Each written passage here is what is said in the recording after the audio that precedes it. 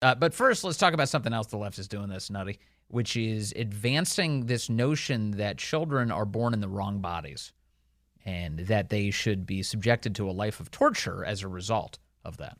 Mary Rooke is a commentary and analysis writer for the Daily Caller, and she's writing about that this week. Mary, great to talk to you as always. Happy New Year. Happy New Year, Vince. Thanks for having me on. Okay, so you have a piece up today in the Daily Caller, and the headline on this is "The Left's Transgender Hysteria is Harming People in Ways We Never Could Have Imagined." Now, if you were to ask me, how would this hurt people? I think there's some obvious manifestations of it. Definitely the physical stuff. If you're chopping off the genitals of children or even adults for that matter, that's irreparable, and that's damaging. What's going on here? How far-reaching is this damage? Yeah, you're right. So as I was doing some research for this piece, I was kind of looking into it, and I guess I kind of expected to look at it and see, the usual stuff. People complain about having botched genital surgeries where they can't urinate correctly or they can never come to a full orgasm or, even more serious issues and complications. But that's not what the kind of underlying issue is. Whenever you have a patient going into the hospital and they're identifying as a man and they're a woman, there's going to be issues with that because men are naturally bigger. It doesn't matter how much testosterone you take and how bigger you look on the outside because you're growing your muscles. Your internal organs and your anatomy just really don't change in that way. And so one of the craziest things that I found was this woman who they called Sam in the study. So I don't know what her birth name was, but she goes by Sam, and she went into a Michigan hospital. The Michigan intake nurse took her at her word. She says, "I'm a man." Okay. And she starts processing her as a male patient. But the issue with that is that she was pregnant. So she comes in with abdominal pain and complaining of high blood pressure. Now, I've been pregnant 4 times. I know exactly what abdominal pain and high blood pressure means. It means it's almost time for me to give birth. So she goes in and she's kind of confused as what's happening. It takes hours for them to figure out that, oh man, we should probably do a physical exam on this woman because her HCG levels were kind of skyrocketing. And when they finally found out that she was pregnant, the baby had already died in utero. And so on top of being shocked that she's pregnant because she's been living as a man for years now, and, thinking that she's going to go in and get, just some regular blood pressure medication or some, stomach issue sorted, she's pregnant. She then has to deliver by emergency C-section a dead baby, which is so traumatic. So we're talking about someone who has mental illness because they think they're in the wrong body. And then you tell them not only are you in the correct body, but your body is doing exactly what it was built to do. Yes. And then the baby that you've been growing inside you, so the hormones and everything that you've been feeling for these past several months are now because you are carrying life and this life is dead. Well, Sorry. No, the thing that's jumping out of me though is that the hospital apparently played along with it for long enough that it became a complete disaster. And am I wrong in thinking that medical professionals are under an immense amount of pressure now to abide by this fantasy rather than to prioritize health? Oh, absolutely. I have family members who are in the medical field, and I think their biggest complaints are having to deal with the, insanity that comes with either abortion or gender ideology or, racial ideology. All of these things come to play in some of our most important institutions, and people are getting seriously hurt by it. I mean, this woman is now in a depressive episode, and, she wanted a copper IUD because she wanted to make sure she could never get pregnant again.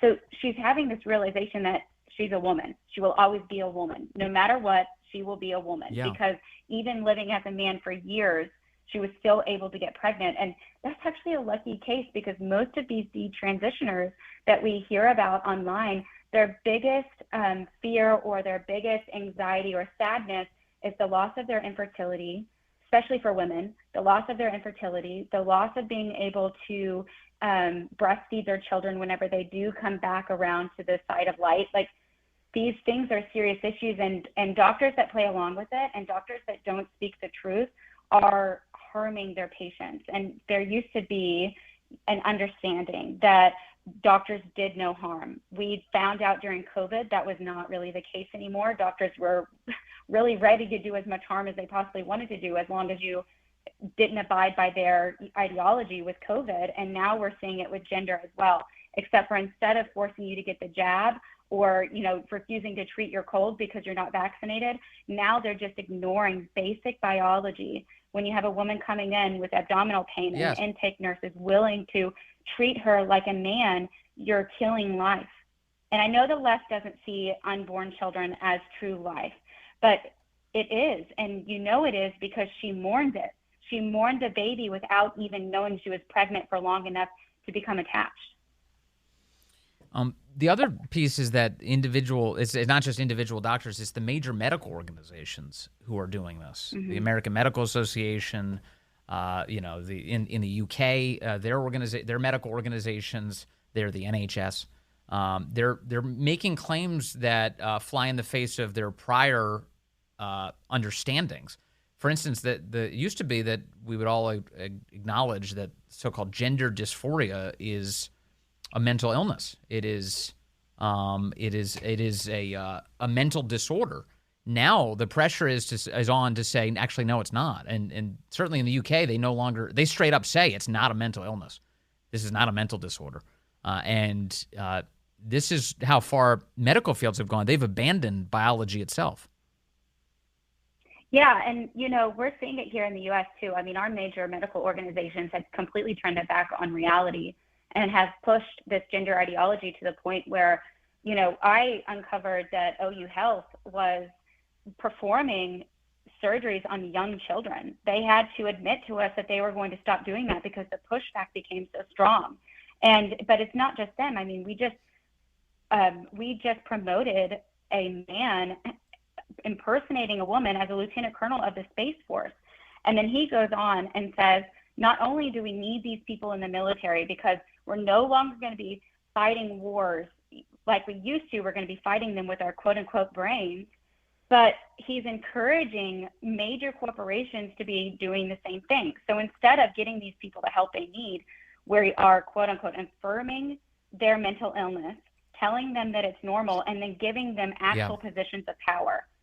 So the effect of all of this, of course, is dehumanizing. It's to remove what makes us special as humans. And what is the big impact societally of this? Because the message here, I mean, you and I are having a rational conversation about this, but I think especially children are being led down a very disordered path by this ideology. And I don't know that we even fully grasp the long-term implications here. What are they? No, I think that what we're doing is we're taking about 30 steps backwards from what feminism thought it was doing. Instead of being able to promote the divine equality between men and women, I mean, God created us in order to be a perfect balance of one another. So instead of agreeing with that balance and promoting that balance, we're telling all of women that they should be men. And then on top of that, we're telling little girls, guess what? If you feel worried in your prepubescent body, don't worry about it because we've got a fix for that. It's called chop and stab. We're going to stab you with testosterone and we're going to chop all your vital organs off. It's just insane to me that people don't see that we're going to be having a generation of children who are dealing with trauma and dealing with depression and anxiety on levels that I don't know if we'll be able to come back from. That's what I'm scared about. I mean, I have 4 daughters, and I look at them every day and I think, man, when I was a teenager, it would have been so easy for me to have fallen down that path. There was definitely, weird, ugly duckling stage and that kind of awkwardness in your growing self. And if someone had come along and been like, you know what, there is this option for you to not have to feel this way. We can affirm you in a different way. I might have taken it. And I'm worried that, I obviously watch my children and I make sure that they understand their worth, but some parents are just so confused and blinded by all these narratives that they have no idea the deeper implications of it. Their children are going to be captured, and then we're going to have an entire generation of traumatized, hurt, and essentially infertile children.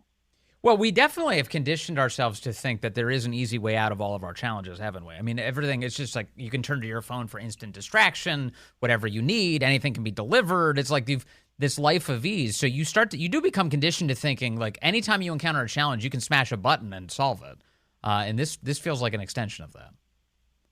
Oh, for sure. And I joked the other day, there's this great meme going on around online that's like, oh, I might have been born in the wrong generation or the wrong decade or the wrong period of time in life. And I think, no, I haven't. I actually love electricity. I love the heat in my home during the wintertime. I love living during this age of technology. Yeah. But as a parent, it terrifies me because it's instant gratification. That's what we've given our world, is instant gratification. And God calls us to suffer. God calls us to suffer because it creates holiness. It creates good people who have empathy and understand, what kind of goes on in life. And without adversity, without suffering, how are we supposed to gain that? And the answer is you can't. You have to have it. Well, sure. That's the whole divine balance. That's true. Yeah. When you suffer, you realize you're not actually in control of everything. You're not God. That's one of the things, one of the lessons of that.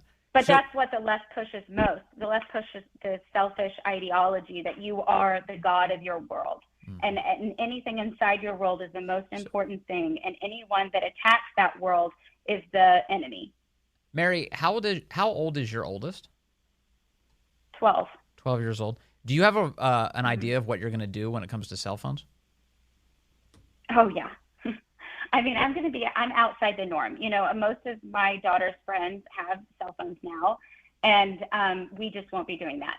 I think we've decided that whenever they start driving, they're going to have the most basic flip phone imaginable, and we'll be teaching them how to get to places, important places, and how to navigate around the cities and stuff that they live in. I think we kind of lost that ability to do that.